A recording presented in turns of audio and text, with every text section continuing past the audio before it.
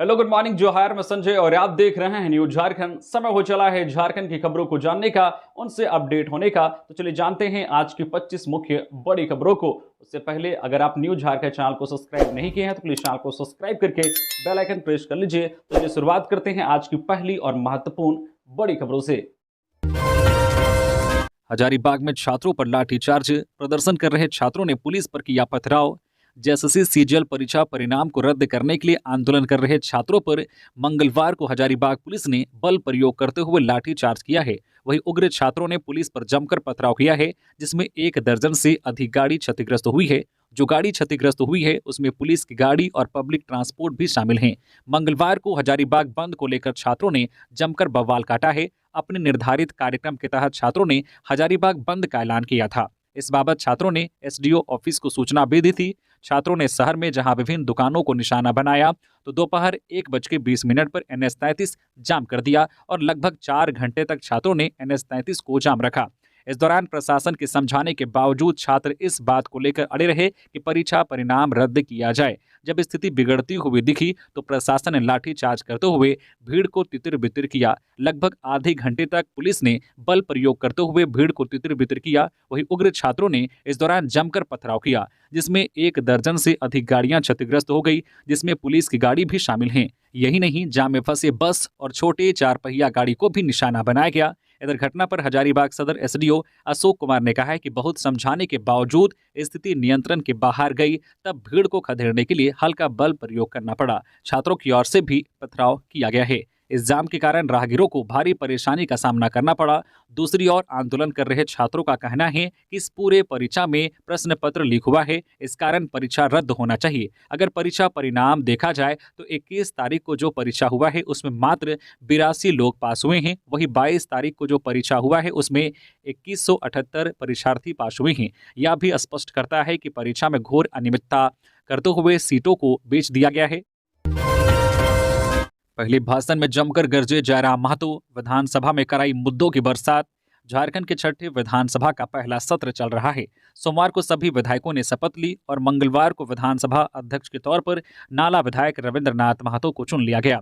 वही अपने बयानों और तेवर से चर्चा में रहने वाले नवनिर्वाचित विधायक जयराम महतो ने विधानसभा में अपने पहले भाषण में राज्य का ज्वलंत मुद्दा उठाया। जयराम ने झारखंड सीजीएल परीक्षा के अभ्यर्थियों का मुद्दा उठाया। जयराम महतो ने सदन में सीजीएल के मुद्दे उठाते हुए बोला कि उन्होंने छात्र आंदोलन के माध्यम से पहचान बनाई। जयराम ने आगे कहा, झारखंड के लाखों अभ्यर्थी सड़कों पर हैं। उन्होंने सीएम हेमंत सोरेन से कहा कि वह सदन से बाहर आकर उन अभ्यर्थियों से मिले, वो आपके ही बच्चे हैं। हेमंत सोरेन उन्हें संतुष्ट करे और उनकी बातों को सुने। जयराम ने हेमंत सोरेन को बच्चों से मिलकर समस्या का निदान करने को कहा। जयराम ने इस दौरान अफ्रीकी देश कैमरून में फंसे मजदूरों का मुद्दा उठाया। उन्होंने कहा है कि राज्य के 45 मजदूर कैमरून में फंसे हैं, उनकी सकुशल वापसी की मांग की है। जयराम नवनियुक्त विधानसभा अध्यक्ष रविंद्रनाथ महतो को धन्यवाद देने के लिए खड़े हुए थे और इस दौरान इन मुद्दों को उठाया। झारखंड में आज से कड़ाके की ठंड, इन लोगों को सावधान रहने की जरूरत। बंगाल की खाड़ी से आए पश्चिमी विक्षोभ ने झारखंड के कई जिलों में जनजीवन को प्रभावित किया है। बारिश की वजह से कनकनी बढ़ गई है। मौसम विभाग के मुताबिक आज बुधवार से आसमान साफ हो जाएगा, लेकिन ठंड बढ़ेगी। वही डॉक्टरों ने कहा है कि गंभीर बीमारी वाले मरीजों को इस दौरान सावधान रहने की जरूरत है।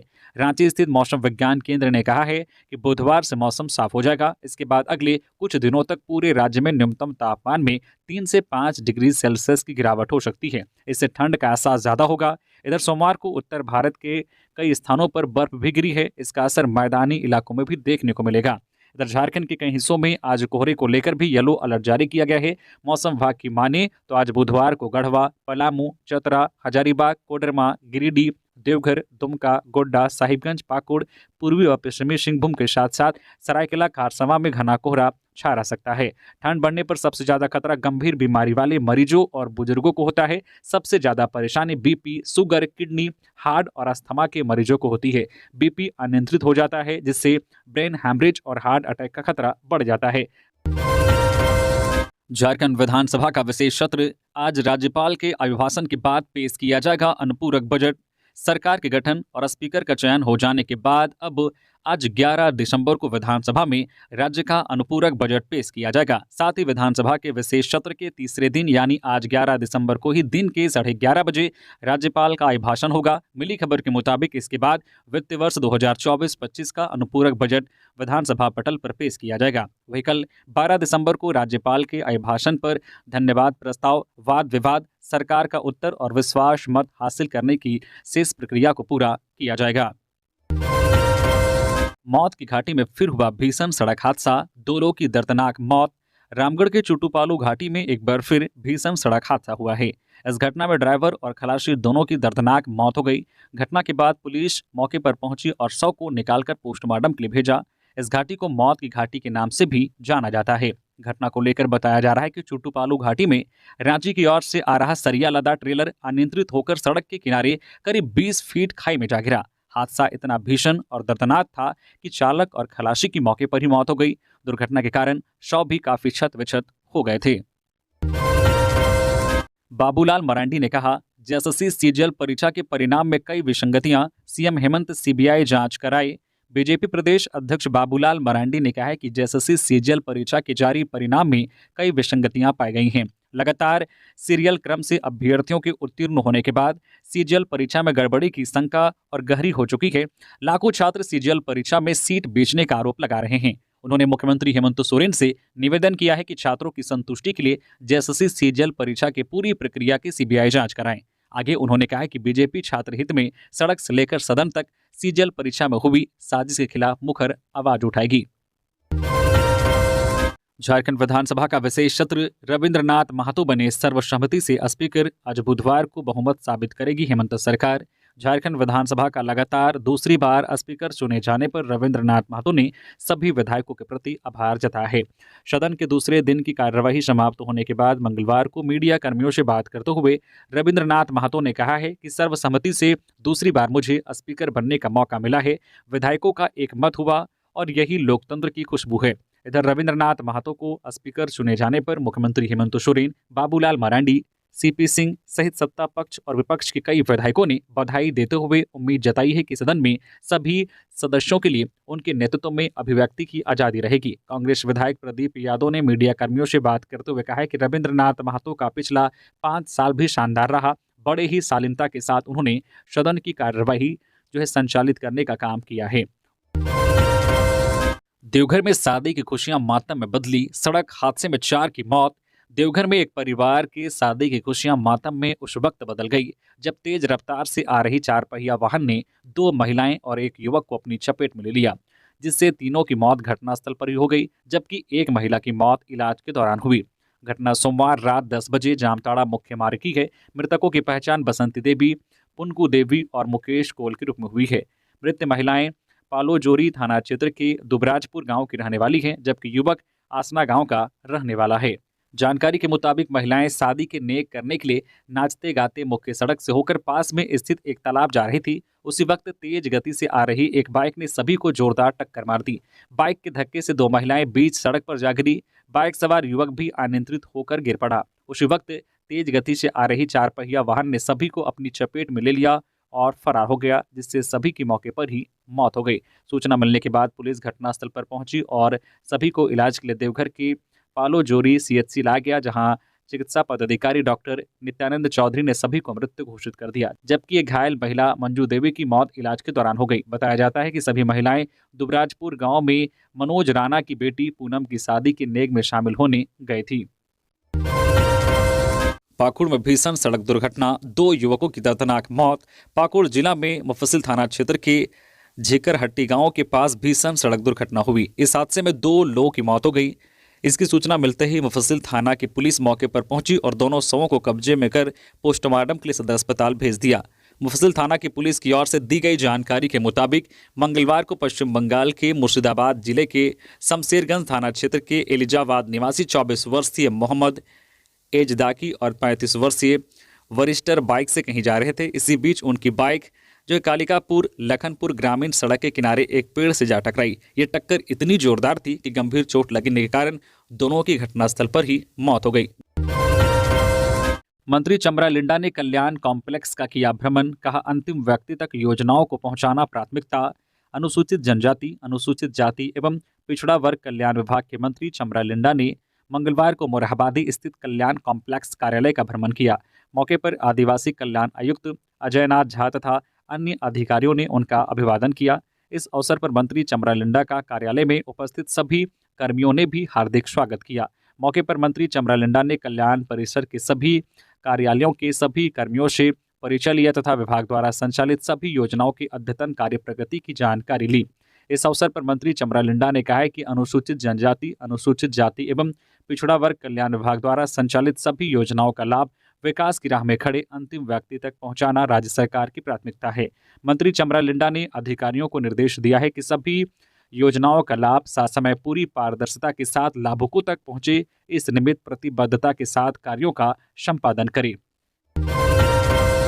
खूंटी में पीएलएफआई का 2 हार्डकोर नक्सली गिरफ्तार, लेवी की राशि का हिसाब करने जुटे थे दोनों। पीएलएफआई के 2 हार्डकोर नक्सलियों को खूंटी पुलिस ने कर्रा थाना क्षेत्र के पलसा गांव के समीप से गिरफ्तार किया है। गिरफ्तार नक्सलियों के नाम संदीप प्रमाणिक और धनेश्वर महली हैं। व्यापारियों से वसूली गई लेवी का हिसाब करने जुटे थे। गिरफ्तार दोनों नक्सलियों पर आरोप है कि 1 दिसंबर की देर रात को लोधमा स्थित रेलवे क्रॉसिंग के अंडरपास पुलिया निर्माण स्थल पर गाड़ियों में आगजनी का प्रयास और पॉम्पलेट चिपकाकर रंगदारी की मांग कर दहशत फैलाने का काम किया था। इस मामले में पूर्व में एक नक्सली को गिरफ्तार कर चुकी है। एसपी अमन कुमार को मिली गुप्त सूचना पर डीएसपी के नेतृत्व में टीम का गठन कर त्वरित कार्रवाई करते हुए घटना में संलिप्त पीएलएफआई नक्सली संदीप प्रमाणिक को गिरफ्तार किया गया। उसकी निशानदेही पर पलसा गांव से उसके सहयोगी धनेश्वर महली उर्फ दाने उर्फ धनंजय को ठेकेदारों एवं व्यापारियों से वसूले गए लेवी के 72,500 रुपये, 3 मोबाइल फोन एवं 1 स्कॉर्पियो और नक्सली पर्चा के साथ गिरफ्तार किया है। देवघर के बैद्यनाथ मंदिर गर्भगृह में कथित छेड़छाड़ मामले की एसडीओ ने की जांच, 2 लोगों पर कार्रवाई। बाबा बैद्यनाथ मंदिर के गर्भगृह में मरम्मत कार्य के दौरान कथित रूप से शिवलिंग की पौराणिकता से छेड़छाड़ करने का मामला तूल पकड़ता जा रहा है और पंडा समाज इसे लेकर लगातार विरोध जता रहा है। वहीं दूसरी ओर देवघर डीसी मामले में एक्शन मोड में नजर आ रहे हैं। वहीं पंडा समाज के विरोध को देखते हुए डीसी ने एसडीओ के नेतृत्व में कमेटी बनाई थी और जांच के निर्देश दिए थे। वहीं मामले में एसडीओ रवि कुमार ने जांच के बाद मंदिर में काम करने वाले कर्मी हरिलाल पांडे को निलंबित कर दिया है। साथ ही मंदिर में मुख्य प्रबंधक रमेश परिहस्त की मंदिर से जुड़ी प्रशासनिक और वित्तीय शक्तियों से विलोपित कर दिया गया है। एसडीओ रवि कुमार ने गर्भगृह का निरीक्षण के बाद कहा है कि कहीं कोई छेड़छाड़ नहीं हुई है, लेकिन मरम्मत कार्य के दौरान कम्युनिकेशन गैप का मामला है, इसे लेकर जांच चल रही है और दोषियों पर कार्रवाई होगी। एसडीओ ने कहा है कि एक आम प्रक्रिया के तहत मंदिर की सफाई के दौरान शिवलिंग के बगल में जमीन में गड्ढा किया गया था, उक्त गड्ढे को अब भर दिया गया है। उन्होंने कहा है कि निश्चित रूप से थोड़ी लापरवाही हुई है, नियमावली के अनुसार ही गर्भगृह में काम किया जाना चाहिए था, इसलिए फिलहाल गलती करने वाले कर्मी को निलंबित किया गया है। बांग्लादेश में हिंदुओं पर हो रहे अत्याचार से झारखंड में उबाल। झारखंड की राजधानी रांची में सर्व सनातन समाज के नेतृत्व में विभिन्न सामाजिक संगठनों के हजारों लोगों ने बांग्लादेश में अल्पसंख्यकों के साथ हो रहे अत्याचार और उनके मानवाधिकार हनन के खिलाफ मोरहाबादी मैदान से फिरालाल होते हुए राजभवन तक आक्रोश मार्च निकाला। इसके बाद मार्च राजभवन के समक्ष धरना में तब्दील हो गया। कार्यक्रम का संचालन विजय कुमार ने किया। आक्रोश सभा को संबोधित करते हुए सामाजिक कार्यकर्ता सोमा उरांव ने कहा कि आज हम सब बांग्लादेश के अल्पसंख्यक हिंदुओं को समर्थन देने के लिए एकजुट हुए हैं। साथ ही आज मांग करते हैं कि जिहादियों पर कड़ी कार्रवाई हो। उन्होंने कहा कि आज जो स्थिति बांग्लादेश में है, यदि हिंदू समाज नहीं जागा तो झारखंड में भी वह स्थिति बहुत जल्द होगी। राज्यपाल से मिला सर्व सनातन समाज का प्रतिनिधिमंडल। राज्यपाल संतोष कुमार गंगवार से मंगलवार को राजभवन में सर्व सनातन समाज रांची के प्रतिनिधिमंडल ने मुलाकात की। प्रतिनिधिमंडल ने राज्यपाल को राष्ट्रपति को संबोधित एक ज्ञापन भी सौंपा। सौंपे गए ज्ञापन में बांग्लादेश में हिंदू, सिख, जैन और बौद्ध धर्म के लोगों पर हो रहे अत्याचार का उल्लेख किया गया है।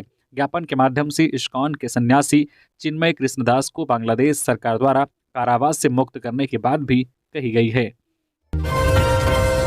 सीएम हेमंत के निर्देश पर विभाग संभालते ही मंत्री ने अफसरों को दे दिया नया ऑर्डर। शराब की कीमतों को लेकर फरमान जारी। मुख्यमंत्री हेमंत सोरेन के निर्देश के बाद उत्पाद एवं मद्य निषेध विभाग के मंत्री योगेंद्र प्रसाद ने अपने विभाग की समीक्षा व अनियमितता पर सख्ती का निर्देश दे दिया है। विभाग के मंत्री का पदभार ग्रहण करने के मौके पर उन्होंने अधिकारियों को अधिक दर पर शराब की बिक्री रोकने व राजस्व बढ़ाने की ठोस रणनीति पर काम करने को कहा है। जल्द ही वे विभागीय अधिकारियों के साथ बैठक कर विभिन्न बिंदुओं पर चर्चा करेंगे। इनमें अवैध शराब की बिक्री पर रोक भी उनकी प्राथमिकता में शामिल है। मुख्यमंत्री हेमंत सोरेन ने पिछले दिनों कैबिनेट की बैठक में ही सभी मंत्रियों को यह टास्क सौंपा है कि 2 महीने के भीतर में वे अपने अपने विभागों की समीक्षा कर उन्हें रिपोर्ट देंगे। मंत्रियों को अपने विभाग से संबंधित जिला स्तर के कार्यालयों में भी जाना है। सीएम के इसी निर्देश के आलोक में उत्पाद एवं मद्य निषेध विभाग के मंत्री योगेंद्र प्रसाद विभाग के इंफ्रास्ट्रक्चर, मेन पावर सहित विभिन्न बिंदुओं पर जल्द ही बैठक करने वाले हैं। तैयार हो रहा झारखंड के विकास का रोड मैप, जल्द होगी समीक्षा। हेमंत सरकार झारखंड के चौमुखी विकास का रोड मैप तैयार कर रही है। जल्द ही इसकी समीक्षा की जाएगी। इसको लेकर मुख्य सचिव कार्यालय ने सभी विभागों से पूरा ब्यौरा मांगा है। मुख्य सचिव कार्यालय की ओर से कहा गया है कि सभी विभागों की योजना बजट के विरुद्ध निर्गत की गई स्वीकृत्यादेश, आवंटन आदेश व खर्च की स्थिति का ब्यौरा उपलब्ध कराया जाए। साथ ही आगामी वित्त वर्ष के लिए विभागों द्वारा तैयार किए जा रहे योजनाओं की भी रिपोर्ट मांगी गई है। कोशिश की जा रही है कि 31 मार्च के पहले बजट उपबंध की राशि खर्च की जाए। मुख्य सचिव जल्द ही इसकी समीक्षा भी करेंगे। जमशेदपुर में सड़क हादसे में युवक की मौत। मानगो में फुटपाथ पर स्कूटी चलाने के दौरान हुआ हादसा, हेलमेट की अनदेखी बनी मौत की वजह। जमशेदपुर के मानगो थाना क्षेत्र के छोटा पुल पर मंगलवार दोपहर सड़क हादसे में 40 वर्षीय अख्तर इमाम की मौत हो गई। स्कूटी से गिरने के बाद सिर पर गंभीर चोट लगने से उसकी जान चली गई। हादसे के बाद स्थानीय लोगों ने तुरंत उन्हें एमजीएम अस्पताल पहुंचाने की कोशिश की, लेकिन रास्ते में ही दम तोड़ दिया। घटना के बाद आसपास मौजूद लोगों ने अख्तर के मोबाइल से उनके परिजनों को संपर्क कर हादसे की जानकारी दी। खबर मिलते ही परिजन अस्पताल पहुंचे, जहां अख्तर का शव देखकर उनके बीच मातम छा गया। सड़क से सीधा तालाब में जा गिरा मालवाहक, कोहरा बना हादसे का कारण। झारखंड में कोहरा का सितम जारी है। धुंध की वजह से सड़क हादसे का खतरा बना रहता है। गिरिडीह के जमुआ में भी कोहरे के कारण एक हादसा हुआ है, लेकिन अच्छी बात यह रही कि इसमें कोई हताहत नहीं हुआ है। घटना को लेकर बताया जा रहा है कि सोमवार देर रात कोलकाता से लखीसराय जा रही एक मालवाहक पिकअप वैन धुंध के कारण तालाब में पलट गई। ये दुर्घटना चतरो बेंगाबाद सड़क पर देवरी थाना क्षेत्र के महेशिया दिघी स्थित सरयू अहरी में हुई। पिकअप वैन के चालक राहुल प्रसाद ने घटना को लेकर बताया है कि वे कोलकाता से फूलगोभी लेकर लखीसराय जा रहे थे।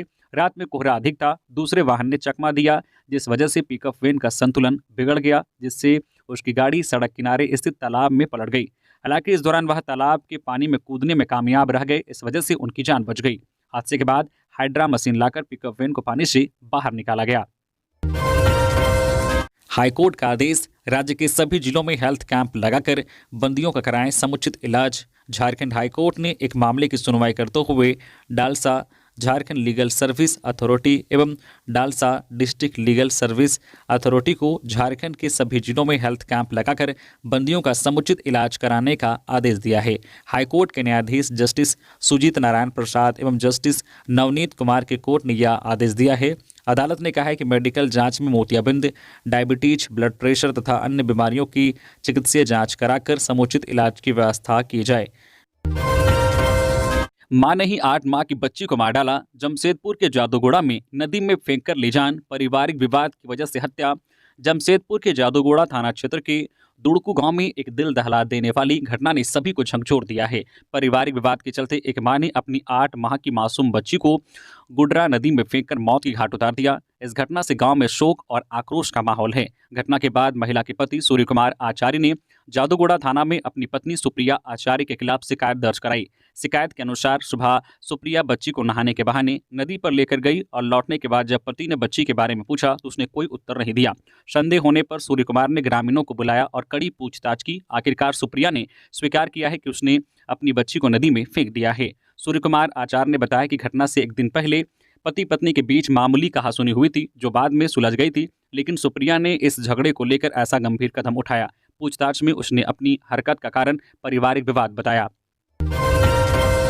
बिहार से रांची जा रही बस चर्री घाटी में पलटी। सारण से रांची जा रही थी बारात, दुल्हन सहित 12 बाराती घायल। बिहार के सारण जिले के दिघवारा से रांची आ रही विक्रम नाम की बस चर्री घाटी के हत्यारी मोड़ के पास मंगलवार को हादसे का शिकार हो गई। हादसे में दुल्हन स्वाति सहित 12 लोग घायल हो गए, 4 की स्थिति गंभीर है। हादसा अहल सुबह 5:30 बजे के करीब हुआ। मिली जानकारी के अनुसार हादसे के बाद मौके पर पुलिस पहुंची और स्थानीय लोगों की मदद से घायलों को शेख भिखारी मेडिकल कॉलेज हजारीबाग ले जाया गया।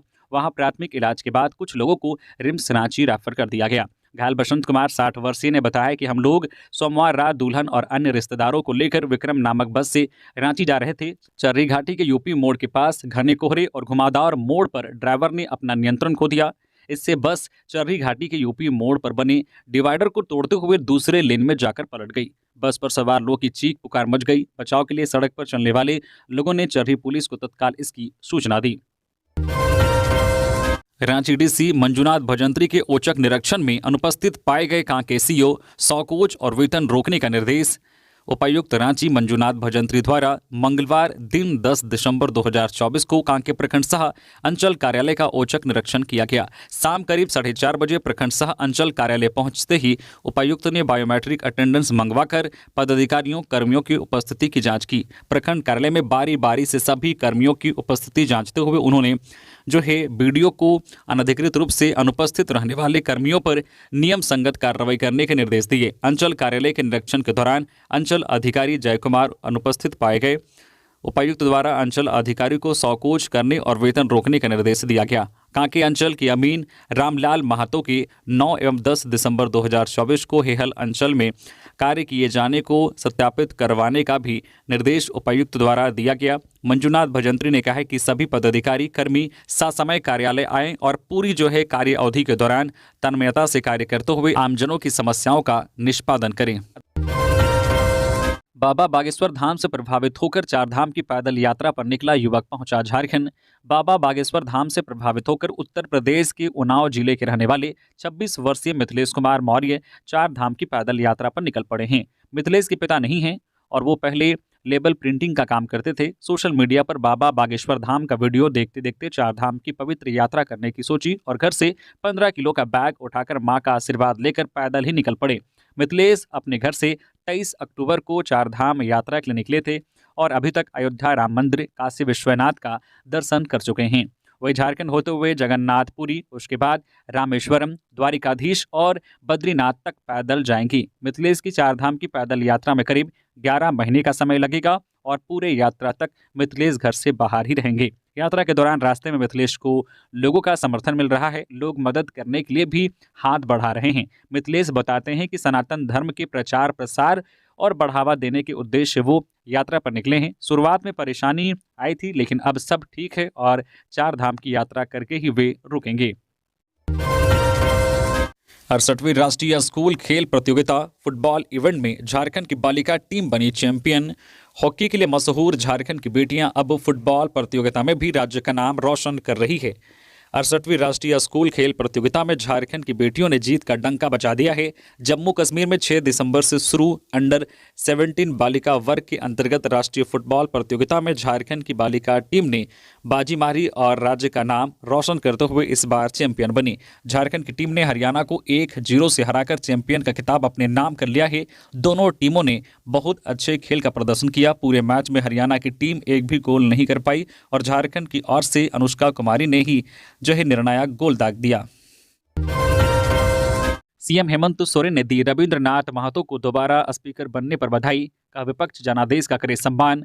झारखंड में विधानसभा का विशेष सत्र चल रहा है। इस विशेष सत्र के दूसरे दिन नाला विधायक रविंद्रनाथ महतो को दोबारा स्पीकर चुना गया। इसके बाद मुख्यमंत्री हेमंत सोरेन ने सदन को संबोधित किया। अपने संबोधन में सबसे पहले सीएम हेमंत ने रविंद्रनाथ महतो को फिर से स्पीकर चुने जाने पर बधाई दी। साथ ही कहा कि पंचम झारखंड विधानसभा में रविंद्रनाथ महतो की अध्यक्षता में सदन सफलतापूर्वक चला। सीएम ने आगे कहा, राज्य के सर्वांगीण विकास में सत्ता पक्ष के साथ विपक्ष की भूमिका भी अहम है। वहीं इस दौरान सीएम हेमंत ने विपक्ष से आग्रह किया है कि चुनाव में राज्य की जनता ने जो निर्णय सुनाया है उस निर्णय का सम्मान करे। राज्य सरकार के जन विरोधी कार्यों का विरोध करेगी पार्टी। बाबूलाल मरांडी। भाजपा प्रदेश कार्यालय में मंगलवार को प्रदेश अध्यक्ष एवं पूर्व मुख्यमंत्री बाबूलाल मरांडी की अध्यक्षता में भाकपा विधायक दल की बैठक हुई। बैठक में पूर्व मुख्यमंत्री चंपई सोरेन, क्षेत्रीय संगठन महामंत्री नागेंद्र त्रिपाठी, प्रदेश संगठन महामंत्री कर्मवीर सिंह सहित विधायकगण शामिल हुए। बैठक के उपरांत मीडिया से बात करते हुए प्रदेश अध्यक्ष एवं पूर्व मुख्यमंत्री बाबूलाल मरांडी ने कहा है कि पार्टी के विधायक राज्य की जन भावनाओं के अनुरूप सदन में अपनी बात रखेंगे। सदन में अनुपूरक बजट की बात हो या फिर राज्यपाल के अभिभाषण पर चर्चा, पार्टी सरकार की जन विरोधी नीतियों दोनों कार्यक्रमों का विरोध करेगी। उन्होंने कहा है कि विधानसभा सत्र के अतिरिक्त पार्टी द्वारा चलाए जा रहे संगठन महापर्व पर भी बैठक में विधायकगण से विस्तृत चर्चा हुई तथा सभी की भागीदारी इसमें बढ़ाने का निर्णय हुआ। उन्होंने कहा है कि भाजपा को विधानसभा चुनाव में 59 लाख वोट प्राप्त हुए हैं। पार्टी के कार्यकर्ता इससे अधिक सदस्यता का रिकॉर्ड प्रदेश में बनाएंगे। उन्होंने कहा है कि मजबूत भाजपा और संघर्षशील भाजपा प्रदेश की मांग है। महंगाई, बेरोजगारी व किसानों की समस्याओं को लेकर भाकपा ने निकाली रैली। भारतीय कम्युनिस्ट पार्टी ने देश में बढ़ती महंगाई, बेरोजगारी और किसानों को एमएसपी का अधिकार दिए जाने की मांग को लेकर देश भर में मंगलवार को विरोध रैली निकाली। इसके तहत जमशेदपुर में भी रैली निकाली गई। साकची आमबगान मैदान से विरोध रैली निकाली गई। भारी संख्या में पार्टी के कार्यकर्ता पार्टी का झंडा हाथों में लेकर केंद्र सरकार के विरोध में नारे लगाते हुए रैली की शक्ल में जिला मुख्यालय पहुंचे। यहां उपायुक्त के माध्यम से देश के राष्ट्रपति के नाम मांग पत्र सौंपा गया। सीपीआई के जिला सचिव अंबुज ठाकुर ने बताया कि देश में बढ़ती महंगाई, बेरोजगारी और किसानों को एमएसपी के अधिकार दिए जाने की मांग पर पार्टी देश भर में आंदोलन कर रही है। महंगाई और बेरोजगारी के कारण ही देश में अपराध बढ़ रहा है। केंद्र की मोदी सरकार महंगाई व बेरोजगारी रोकने में विफल रही है। झारखंड विधानसभा नेता प्रतिपक्ष को लेकर सस्पेंस बरकरार। 12 दिसंबर के बाद नाम तय होने की संभावना। झारखंड विधानसभा में नेता प्रतिपक्ष कौन होगा, इस पर अब तक संशय बरकरार है। प्रमुख विपक्षी दल भारतीय जनता पार्टी अब तक विधायक दल का नेता भी नहीं चुन पाई है। इस कारण नेता प्रतिपक्ष के चयन का रास्ता साफ नहीं हो पाया है। इस संबंध में पूछे गए सवाल पर भाजपा प्रदेश अध्यक्ष बाबूलाल मरांडी ने कहा है कि जल्द ही तय हो जाएगा और जैसे ही नाम की घोषणा होगी आप लोगों को जानकारी दे दी जाएगी। हालांकि पूर्व मुख्यमंत्री चंपई सोरेन कहते हैं कि नेता प्रतिपक्ष के नाम की घोषणा 12 दिसंबर के बाद होगी। इधर एनडीए के सहयोगी दल लोजपा के एकमात्र विधायक जनार्दन पासवान कहते हैं कि अभी शुरुआत ही है, जल्द ही नेता प्रतिपक्ष के नाम पर मुहर लग जाएगी या बीजेपी के अंदर तय होना है और इस पर मंथन चल रहा होगा। मुख्यमंत्री हेमंत सोरेन ने मंगलवार को सीपीआई नेता वृंदा करात से की मुलाकात। मुख्यमंत्री हेमंत सोरेन ने मंगलवार को सीपीआई नेता वृंदा करात से मुलाकात की। उन्होंने वृंदा करात से कांके रोड रांची स्थित मुख्यमंत्री आवासीय कार्यालय में मुलाकात की। यह मुलाकात एक शिष्टाचार मुलाकात थी। मुख्यमंत्री हेमंत सोरेन ने इसकी जानकारी अपने सोशल मीडिया हैंडल एक्स पर तस्वीर साझा कर दी। हेमंत सोरेन ने वृंदा करात का स्वागत पुष्पगुच्छक देकर किया। अनियंत्रित पिकअप वैन ने बाइक को मारी टक्कर, एक की मौत। दुमका के तालझारी थानांतर्गत सहारा रायकिनारी मेन रोड पर भेलवा मोड़ के पास अनियंत्रित पिकअप वैन और बाइक के बीच जोरदार टक्कर हो गई। इस दुर्घटना में बाइक सवार एक युवक की मौत घटनास्थल पर हो गई, जबकि बाइक में सवार अन्य 2 युवक गंभीर रूप से घायल हो गए। मृतक की पहचान पडरिया गांव के रहने वाले सकुर मियां के बेटे मोती मंसूरी 36 वर्षीय के रूप में हुई है, जबकि उसके साथ बाइक में बैठा शमशूल मंसूरी 58 वर्षीय और फिरोज मंसूरी 26 वर्षीय गंभीर रूप से घायल हो गए। दुर्घटना के बाद घटनास्थल पर लोगों की भीड़ जुट गई। ग्रामीणों ने 108 एम्बुलेंस को फोन कर बुलाया और फिर उसमें तीनों घायलों को उठाकर इलाज के लिए सामुदायिक स्वास्थ्य केंद्र जरमुंडी पहुंचाया। अस्पताल में डॉक्टर ने मोती मंसूरी को मृत घोषित कर दिया, जबकि गंभीर रूप से घायल दोनों युवकों को बेहतर इलाज के लिए फूलो झानो मेडिकल कॉलेज अस्पताल दुमका रेफर कर दिया। चिकित्सकों ने बताया कि मृतक के सिर में गंभीर चोट लगने के कारण उसकी मौत हो गई, जबकि घायल में से शमशूल मंसूरी का पैर की हड्डी टूट गया है।